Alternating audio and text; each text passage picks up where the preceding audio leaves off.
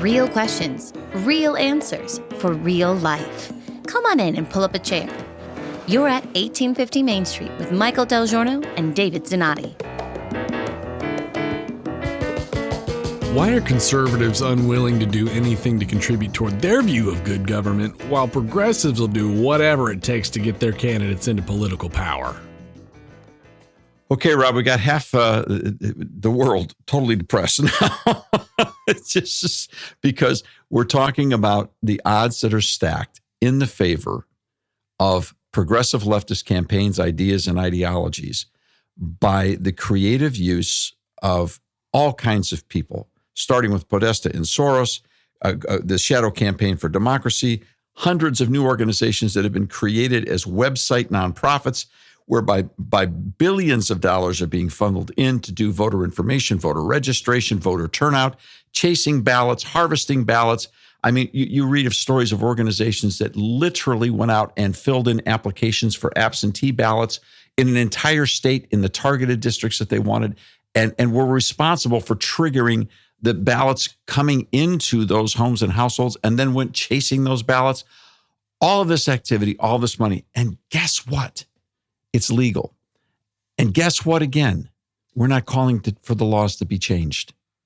Because voter participation, voter education, voter information, voter turnout, these are questions of free speech. And people in our country should have the right to do that stuff, whether they're an individual, whether they're a group of people aligned because they believe that what they believe in is important. And some people may be listening and saying, well, this sounds like a reason that all money should be removed from politics. Take it all away. Well, that wouldn't help, because if we took all the money away, Mark Zuckerberg and his team still owns and operates Facebook and different social media platforms. So what is that worth in a dollar amount when they can either throttle up or throttle down what you are able to see to communicate with people? So don't look at it as like money is what is wrong in this situation and scenario. So far, it's all legal. The question is really a gut check and a heart check. And why is it that conservatives in this country are unwilling to contribute toward their view of what good government should look like, but progressive leftists are willing to basically buy and sell the farm so that their candidates are in political power? Something here is seriously wrong in the realm of mental order and conviction. And there's no other way to say it. There is no other way to say it. For all of the screaming, yelling, and hollering about some big names in conservative funding, like the Koch brothers and that sort of stuff, this stuff is light years ahead of what conservatives are doing. And it is billions of dollars far more advanced than what conservatives have been doing since the year 2000. For 24 years, conservatives have been getting their heads handed to them in the electoral process in regards to voter participation and funding for organizations that are advocating the progressive worldview. It's just that simple. The left gives more. Do they have more? I don't think so. I don't think that the progressive left is wealthier than people who are independent thinkers or conservative right. I don't think they're necessarily wealthier, but they are nearly, and I mean this term almost affectionately, they're fanatical in regards to their willingness to give, to sacrifice. Yeah, they're overly committed, that's for sure. Yeah, better said yet, overly committed. And when they get to the place where they have more money than they possibly can spend for the rest of their lives, they play politics with it. And so you wonder, now, are there, Rush Limbaugh used to have an interesting statement. I remember he said it on Election Day in 2016 when he said, now we'll find out whether there's more of them or more of us. Well, we've been playing that game in elections since 2000, and the numbers are pretty close in regards to turnout for the polls. The elections from that 24-year period of time in the presidency, which is the only national referendum that we have, pretty darn close. A couple times they were sort of blowouts, but pretty darn close. In regards to the Electoral College, it's in the states and the counties and that distribution, pretty darn close. Now, the popular vote isn't necessarily close. We know that game. That's because there's a lot of super concentration of population around urban centers, and urban centers are liberal. Okay, we get that. But when you look at the system, the way the system is supposed to run, elections have been pretty darn close for 24 years. But the spending tilts dramatically to the progressive left. And the reason it feels like they're winning is because they are. Now, there's one thing that is a question on legality, and that's what we got to bring up. Kamala Harris recently came out and in a kind of innocuous little set of comments at some off-the-beat meeting that the vice president went to, commented about how excited she was about federal work study dollars being utilized to pay young people to go out and register voters. Well, federal work study dollars involve grant money coming from the federal government to colleges and universities for students who need to work while they're in school. And it's sort of a way of a federal benefit or entitlement that goes out for people who are going to work in certain jobs in colleges so that they can get income to help pay for their education. Sounds like a pretty innocuous, benign, genteel, kind way of trying to help people who need a hand. I worked my way through college. I know most of the people in my generation did work their way through college because there were no college loans. Okay, so federal work study dollars. But wait a second. How do you take federal work study dollars and hire college students to go out and recruit people to register to vote and then get them to come out and vote at the polls on college campuses with federal tax dollars, which means everybody's paying for it? But we all know, and all the campaign data proves, that the people who vote in and around college campuses are dramatically voting in large quantitative numbers for progressive leftist candidates. Yes. It's one thing if it's a nonprofit. It's one thing if somebody's dollars and they're getting kind of a questionable tax deduction on it. But now we're talking about the federal government spending all of our tax dollars to recruit people to get people who are going to vote for Democrats. And the vice president of the United States is saying it out loud and celebrating. And I think we will have to keep a close eye on it, because as they do this, if they're only doing it in certain states, as the other organizations were working in a handful of targeted states, you'll have to ask ourselves the question, are they doing this specifically for the Electoral College? Are they doing this specifically for the presidential election, knowing those college students will vote and be an important piece as it plays into what happens in the fall of 2024? We've been talking about an article titled from Daily Signal, which is a part of the Heritage Foundation, how taxpayers will heavily subsidize Democrat boots on the ground this election. We've been talking about federal work study dollars, but there's more to it than that. The article writes, in March 2021, President Joe Biden introduced Executive Order 14019, the directive on promoting access to voting, orders every federal agency, more than 600 in all, to register and mobilize voters, particularly people of color and others, the White House says, face challenges to exercise their fundamental right to vote. It further directs the agencies to collaborate with ostensibly nonpartisan nonprofits in pursuit of its goal. Okay. Now, we've used the term color a number of times here. We didn't invent those words. They're not our words. These are the words that are coming directly from federal directives. We're not making this stuff up. Real Clear Investigations, which is a part of the article from Daily Signal, additionally found that at least 2 recipients of grants under the Everybody Votes campaign, the NAACP and Unidus US, formerly the National Council of Raza, were also listed on an email as participants in a July 2021 listening session on the executive order convened by the White House and agency officials. And what was happening in those sessions, the federal government was literally sitting people down and explaining to them how you must utilize your federal positions to get people registered to vote. Now, there's a thing called the Hatch Act in the United States, which says that if you work for the government, you have to be a little careful in how you get involved in political campaigns so that people aren't confused into thinking that you're speaking from your official position in regards to candidates and campaigns. Now, it's a law that has to be carefully viewed to balance everyone's right to free speech, no matter who they work for. But the sentiment behind that law has been upheld in the courts, and the idea and the concept of that law, the idea is that we've got to be careful in not permitting persons who are paid with taxpayer dollars from using their position to influence the outcome of elections. This is absolute targeting, and the White House moving through the administrative state, empowering the administrative state to target people who are going to vote for their side. And they say all of this out loud. All of it out loud. And in writing. And it's one thing, as we talked about earlier in the week, in regards to donated dollars. Now we're talking about taxpayer dollars. Now we're talking about all of our money being used for things we may not want them used for, but when you push it up against the letter of the law, it may not even be legal.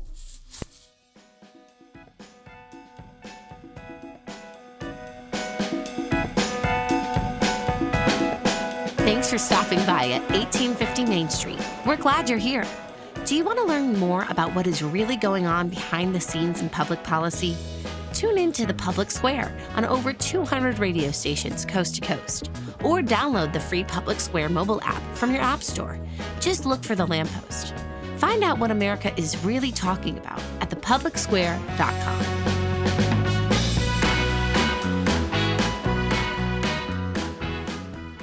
So at this point in time, it would be a fair question to say, okay, there's surely no hope. Absolutely no hope. I mean, who can compete against Zuckerberg, Arabella Advisors, and the federal government itself? How can this possibly be done? Well, that's a fair argument. Dollar for dollar, that's a fair argument. Why are we talking about this? Because we've been doing elections for 44 years. This never happened before. Go all the way back to 1960. And I have this argument with Michael Del Giorno all the time because he's a big... We're going in the DeLorean. That's the fun part about this. We're going in the DeLorean. And we'll talk, because Michael's not here to defend himself. So we'll go ahead and talk about his favorite, John F. Kennedy. And the fact is that you can read lots of books and media reports and editorials from that time period that all allude to the fact that in Cook County, Illinois, the election for the presidency was so close that it turned on the Illinois votes, which turned on Cook County, and that the Kennedy regime behind the scenes bought Cook County. That they were out there with walking around money, and they made sure that Cook County went for Kennedy, and that won the election. Now, there are a lot of people, all of whom are dead, who went to their graves saying that's what they saw, and that was their story, and they were sticking to it. So this idea of influence has been around for a long time, but that was not the federal government doing it. Okay? We're now talking about, this is how far, and it was viewed as scandalous. It was viewed as scandalous. It was unthinkable. Now, listen to just the examples that we've given. And again, this is a Daily Signal article, and it's titled, you can look it up, How Taxpayers Will Heavily Subsidize Democratic Boots on the Ground This Election. Daily Signal. Read the information for yourself. I encourage everyone that we absolutely have to get behind and understand this situation, because by exposing it, we have a chance. We have a chance by exposing it. That's one thing. Number two, this isn't fair play. Down deep inside, everybody knows this is not fair play. So since we, the taxpayers, are paying for this government intervention and manipulation of the federal administrative state to get the people to the polls they want to get to the people to the polls, they can only do that with our tax dollars. Well, one of the ways we can stop this process is through state legislative action. One of the ways we can stop it is by tracing and tracking the funding and refusing to let our dollars get to Washington, D.C. And where in the world is the Congress of the United States, at least the House of Representatives, which is allegedly controlled by Republicans? Why are they not on the floor of the House every single day, railing? In fact, why are not the members of the United States Congress, who would all have standing since they are elected in this federal process, not prosecuting these organizations and prosecuting the administrative state and prosecuting these actions in court as unconstitutional? When I read the article, one of the things I thought was, wow, I would think if this could happen in another country, But this just rips at the heart, rips at the core of our representative republic, of our democratic process. How can it happen here? And the question that I wonder along with that, Rob, is when are people going to have the courage to say, wait a second, we're all being used? The federal government is doing whatever it takes. Look, every time Joe Biden goes out and promises some more nonsensical college loan relief plan, what he's doing is telling college students, vote for me. I'm your guy. The government went out and made those loans available, and that was supposed to make them heroes. So people took the loans. Now they can't pay the loans because as the loans became more and more available, tuition went up and up and up and up because since there was money, the colleges took it. Now everybody, all these kids are out there, all these now grown adults are out there paying 30, 40 years of college loans, and Joe Biden comes by and says, I'm going to take care of it for you. I'm your guy. How's that not buying votes? Wasn't it George Bernard Shaw, a socialist, that said a government that robs Peter to pay Paul will always have the support of Paul?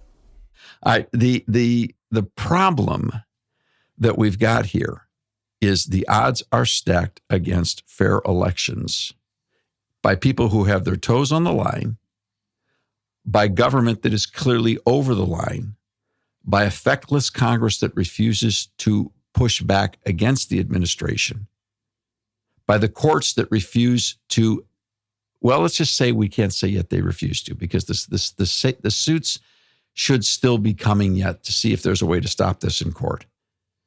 But at the end of the day, you can only spend an electoral dollar once. And if there are more people who disagree with this reality, that people are being bought for political purposes, you think that the progressive movement really cares about the issues like college loans and stuff that they're out there? Do you think that the progressive left really cares about abortion? Or are they just trying to mobilize communities of people with either outrage or with influence, with either college loans or benefits?